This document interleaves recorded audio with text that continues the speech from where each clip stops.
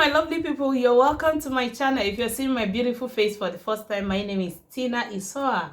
I'm a YouTuber based in Owerri, Nigeria. I film from Owerri, that's what it means. So if you have not subscribed to my channel, please consider joining this amazing family. Subscribe, turn on the notification bell, give this video a thumbs up, and put down your comments in the comment section. Share if possible, if you can share me out.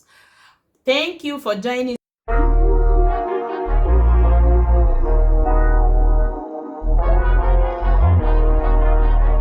So today I'm going to be gisting you guys. This is like a story time. This is like telling you guys why I got married to this tribe. Yes, I'm Igbo. Everybody wants to marry Igbo. Most people, let me not say everybody, will want to marry an Igbo man. You see an Igbo man want to marry an Igbo woman. You know, stuff like that. It's a normal African mentality, African reasoning about marriage and all that. But me, I didn't marry Igbo. Me, I'm an Igbo woman. So I'm going to tell you guys the funniest reason or the silliest reason why I got married to a non-Igbo speaking person, as well as tell you guys my failed arranged marriage. You know, we call it arranged marriage. Well, the actual thing is arranged marriage, my failed arranged marriage. But I'm going to tell you guys how the whole thing went about and why it failed and yes. So the first thing I'm going to tell you guys is why I married a non-Igbo speaking person. Precisely, my husband is from Edo State, and I grew up in a family that my parents, my dad precisely, he's someone that loves speaking English. He saw himself that he wasn't opportuned to have achieved a lot of things in life, so he wanted us to achieve them by all means. And speaking English, being confident, was one of them. So he always encourages us to speak English, even in the house, irrespective of the fact that, as in, I ain't got body she as in that kind of Igbo, it's so child that say, hey, Nico Shele, but she more here for that, you know. You see, oh, she more here for that. So I got to a form of my butt. My dad wanted to equally expose us to speaking English, being confident to face anybody in life. And I think he instigated that into us that, yes, go ye into the world and grab, possess. So in our house, then we do speak English, and yes, he will even compel us to read at night. As in, you can be starved for speaking wrong English in my house. You can be starved of food. You are not eating that food until you get it correct. That kind of mentality. Though we grew up in the village, as in correct village, not Owerri town. No, me say it's town. Correct village.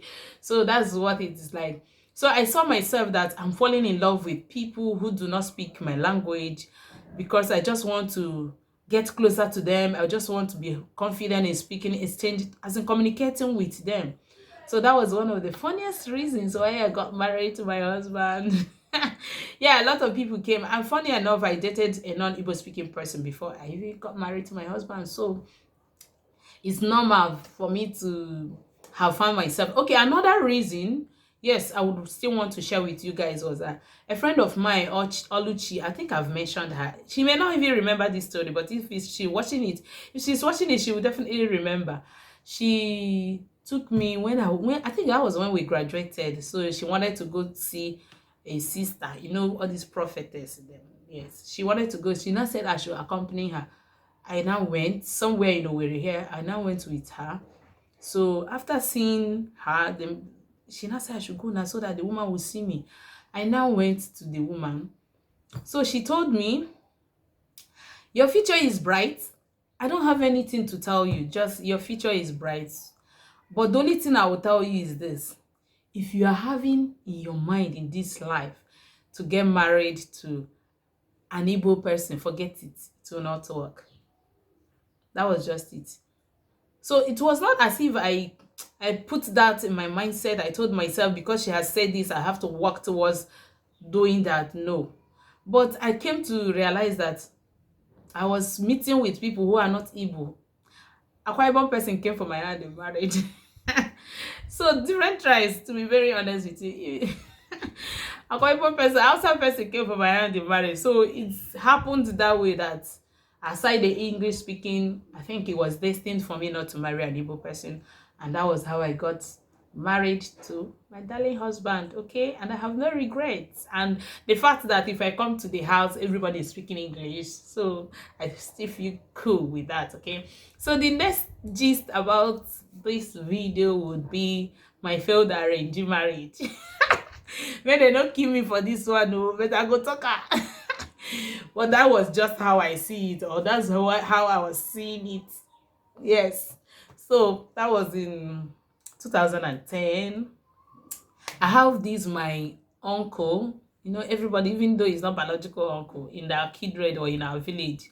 So he's a philanthropist in my village. He was really, even he not was, he's still doing great things in my village. Then when he was, even one of the daughters is on YouTube, yes. So when he during those days, he made a pledge in our church. He said, if you get 2-1 or first class in a certain course or courses, yes, that you should come and take a handshake of 100,000. Like, you know, 100,000 as of 2010 for someone who just finished university. I think he made that pledge on 2008 or thereabout. So 2009, when I finished the degree, I was going for youth service. That was that 2009. I was going for youth service, and I got my certificate, and I made 2-1 in biochemistry.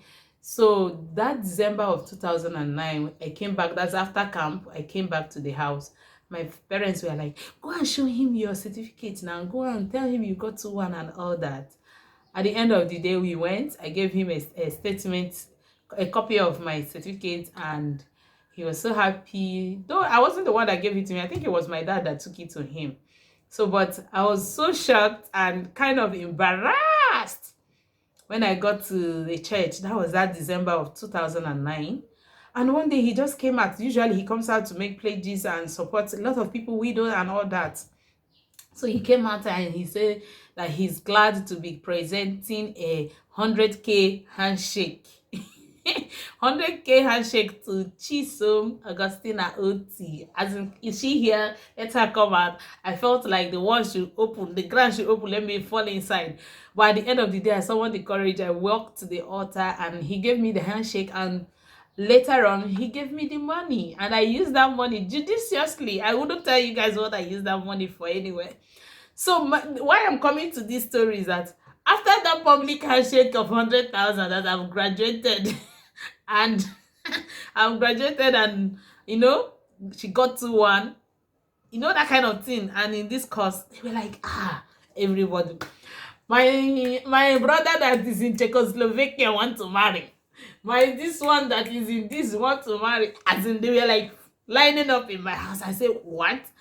That's how I analyzed it. I don't know if it's wrong, but I think that the fact that he gave me that handshake of 100K in the church made some people now realize that, hey, this is a perspective. It's not a liability and stuff like that. And they started arranging.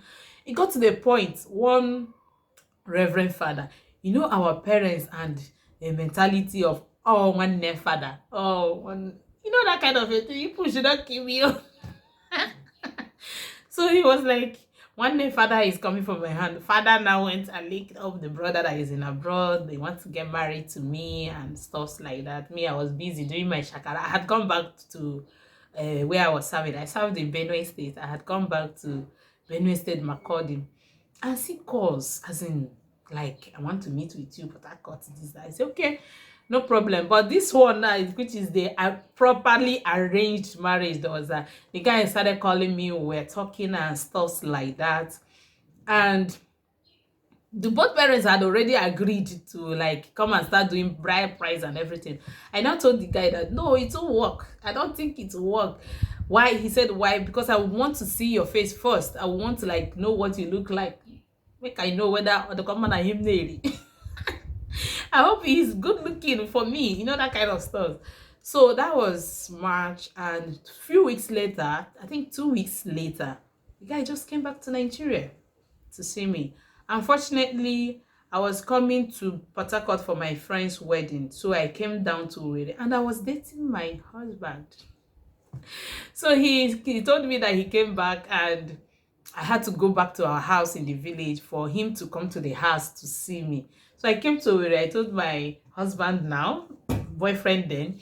I told him, see what is going on. He said, anything you want. Do you want to go and see him? I said, of course. He came back to Nigeria to see me, and they wanted to start paying bride price, but I have to go and see him. So, guys, what happened that day was that I got my husband now was actually the one that drove me to the village and parked somewhere.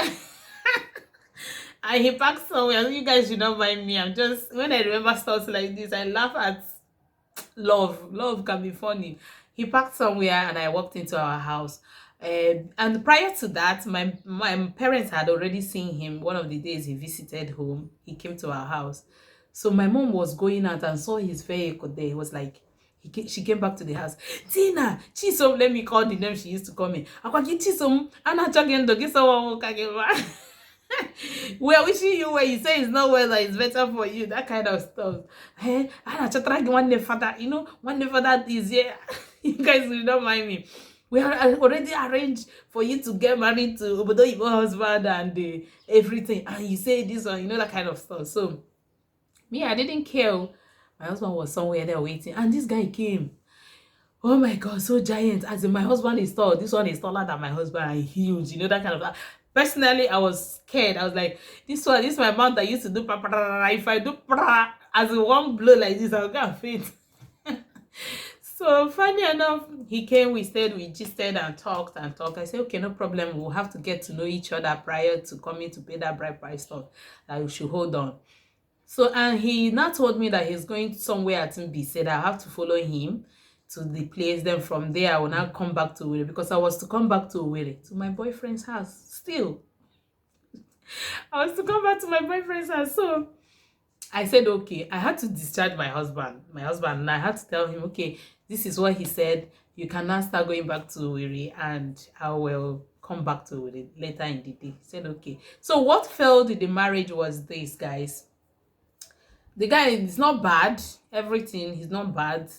My only fear, as out of what I'm seeing, is that he's too tall and huge. This one will blow me if he's the Vesperados type. So, but that was not the main issue. So we drove from my village to Mbise to see one of his friends. I don't even understand. I can't remember what he told me that day. I think a friend of his that they came back together. He wanted to go to their house. So we drove to his house. And when we got there, you know, Obodo Yibo people with phone now. Some Obodo Yibo people with phone. So when we got there and they were chatting, the next thing I heard the guy ask him, I would have been husband. He said, is this one of your fans?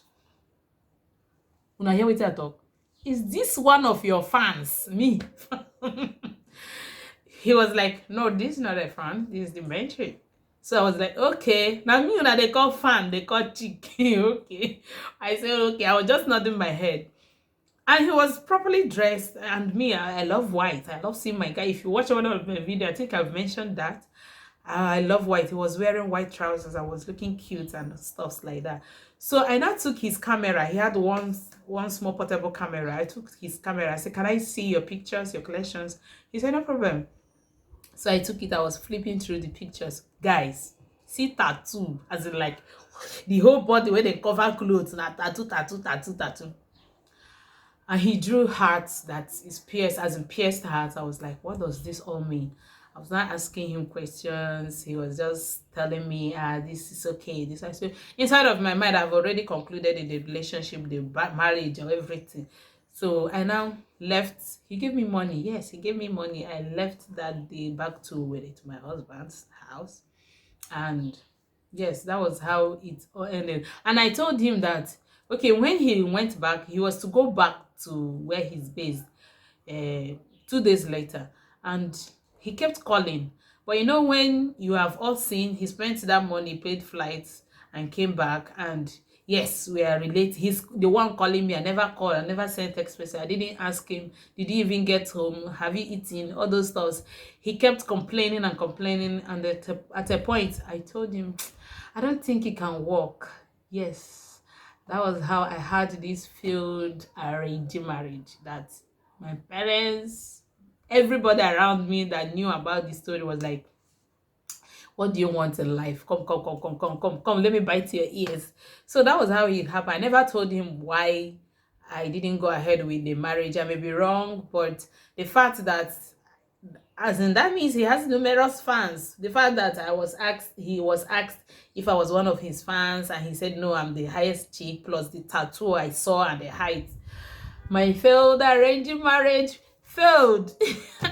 So guys, if you enjoyed this story time, if it taught you something, or if you have your own story time or failed marriage, please do not hesitate to share that with me in the comment section, and share this video for people to learn. Yes, I think what is the learning tip here is that don't say because you see this person is a prospect, this person it's not a liability, you don't want to arrange what God did not destined for that person. That's number one. Number two would be, watch how you talk around people. Not everybody is a dumb ass, okay?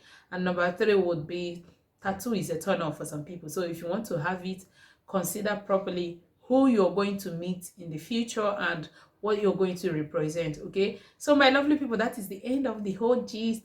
Please do me well by clicking on the red subscribe button if you have not subscribed yet, and if you have subscribed, turn on the notification bell, as well as give this video a thumbs up and put your comment in the comment section. Until we some other time, love you. Mwah.